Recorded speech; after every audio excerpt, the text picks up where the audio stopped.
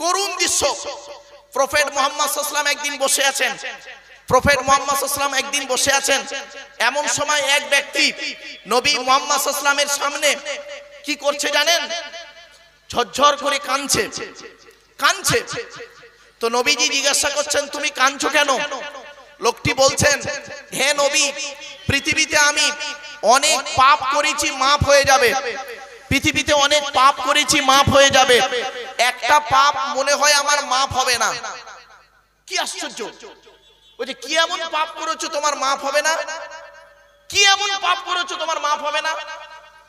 তখন ব্যক্তিটি বলছেন, হে নবী, হিন্দু ভাইরা, মুসলিম ভাইরা শুনে নিন, ইসলামে নারীর মর্যাদা কোথায় আছে আপনি ভাবুন।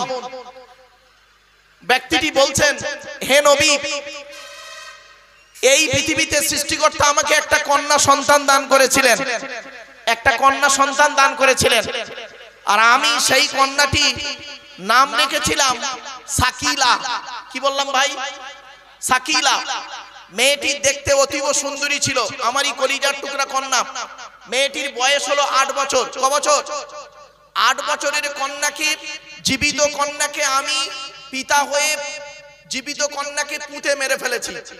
সে কি? জীবিত কন্যাকে পুঁতে মেরে ফেললে কিভাবে?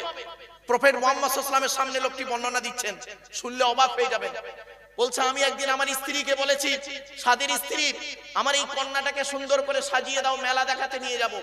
আমার স্ত্রী বাচ্চাটাকে সুন্দর করে সাজিয়ে দিয়েছে। আমি এক হাতে মেয়েটির হাত ধরেছি, অপর হাতে কোদাল নিয়েছি, কোদাল নিয়ে 2 পাহাড়ের মাঝখানে সমতল ভূমি দেখতে পেয়েছি।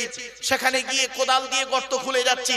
মেয়েটি আমাকে বলছে, আব্বা আব্বা, তুমি এখানে গর্ত খুলছো কেন? কখন মেলা দেখাতে নিয়ে যাবে? আমি কোনো দিকে খেয়াল না করে গর্ত খুলেই চলেছি। যখন অনেকটা গর্ত খোলা হয়ে গেছে, মেয়েটির হাতে পায়ে দড়ি বাঁধতে শুরু করেছি। মেয়েটি ঝরঝর করে কাঁদছে। তুমি কাঁদছে আর বলছে, আব্বা, তুমি আমাকে মেলা দেখাতে নিয়ে যাবার নাম করে তুমি এখানে আমার হাতে পায়ে দড়ি দিয়ে বাঁধছো কেন? কারণটা কি জানতে পারি? আমি নিষ্ঠুর পিতা কোনো দিকে খেয়াল না করে মেয়েটির হাতে পায়ে দড়ি বেঁধে গর্তের ভিতরে ফেলে দিলাম জীবিত কন্যাকে। তারপরে করলাম কি, মেয়েটির মৃত্যুকে নিশ্চিত করতে গিয়ে আমি দুধ থেকে একটা বড় পাথর আনলাম। দুধ থেকে বড় পাথর এনে মেয়েটির মাথায় সজোরে মেরে দিলাম। মারা যাওয়ার আগে মেয়েটি বাবা রে বলে চিৎকার করে উঠেছিল, হে নবী, পৃথিবীতে অনেক পাপ করেছি, আমার মাফ হয়ে যাবে, দৃঢ় বিশ্বাস। কিন্তু এই পাপটা কি আমার মাফ হবে? হযরত মুহাম্মদ সাল্লাল্লাহু আলাইহি ওয়াসাল্লাম তিনি এই দৃশ্যের কথাটি শুনে ঝরঝর করে কাঁদছেন, ঝরঝর করে কাঁদছেন। কাঁদতে কাঁদতে বলেছিলেন, আমি মুহাম্মদ বলে যাচ্ছি, কোন ব্যক্তির যদি 3 বা 3-এর অধিক কন্যা হয়, আর সেই পিতামাতা যদি সেই কন্যা 3টেকে ভালো করে লালিত পালিত করে ভালো জায়গায় বিবাহ দিতে পারে, আমি মুহাম্মদ সাল্লাল্লাহু আলাইহি ওয়াসাল্লাম বলে যাচ্ছি, আমি যে স্বর্গে থাকবো, আমি যে হেভেন, যে স্বর্গে, যে জান্নাতে থাকবো, ওই 3 কন্যার বাপের একসঙ্গে দেখা হবে। এখানে হিন্দু মুসলিম সকলকে বলছি, কন্যা সন্তান হয়েছে বলে নারীর দোষ? চলুন মেডিকেল সায়েন্স কি বলছে দেখি। ক্লাস 10-এর জীবন বিজ্ঞান বলে একটা চ্যাপ্টার আছে, বইটার নাম জীবন বিজ্ঞান লাইফ সায়েন্স, চ্যাপ্টারটার নাম জেনেটিক্স বা বংশগতি। বংশগতি বিদ্যার জনক হলো গেগর জোহান মেন্ডেল। 2টো সূত্র আবিষ্কার করেছিলেন, পৃথক বন্টনের সূত্র, স্বাধীন বন্টনের সূত্র। এক্স আর ওয়াই কে দিয়ে মোটর গাছ কিনে গবেষণা করেছিলেন। বিজ্ঞান বলছে কন্যা সন্তান হয় বাপের কারণে, মায়ের এতে কোনো হাত থাকে না। আর কি আশ্চর্য, শাশুড়ি তার বৌমাকে বলছে ওর পেটে বেটা ছেলে নেই। ছি ছি ছি, দোষ যদি দিতে হয় তুমি তোমার ছেলেকে দাও, বৌমাকে নয়।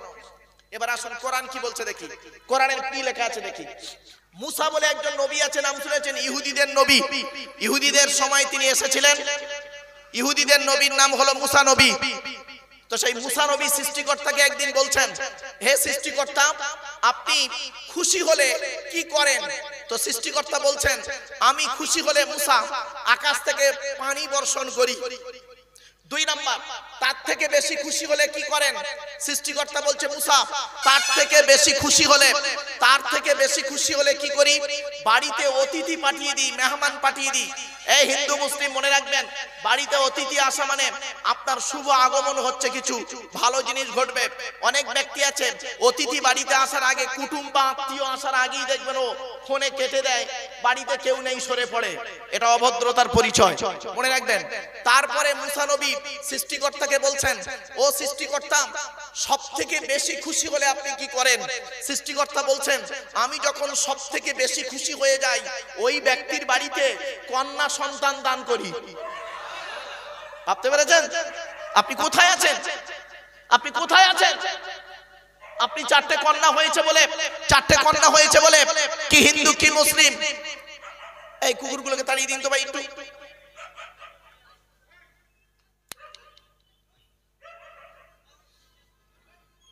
ওই কুকুরগুলো দিয়ে একটা এক্সাম্পল দিতাম, কিন্তু দেওয়াটা ঠিক হবে না, এই ইউটিউবার আবার এটাকে অপব্যাখ্যা করে ছেড়ে দেবে। ছাড়বি না তো বাবা? তাহলে বলবো। এই দেখেন, ওই দুটো কুকুর একটা কুকুরকে তাড়া করছে, কারণ কি?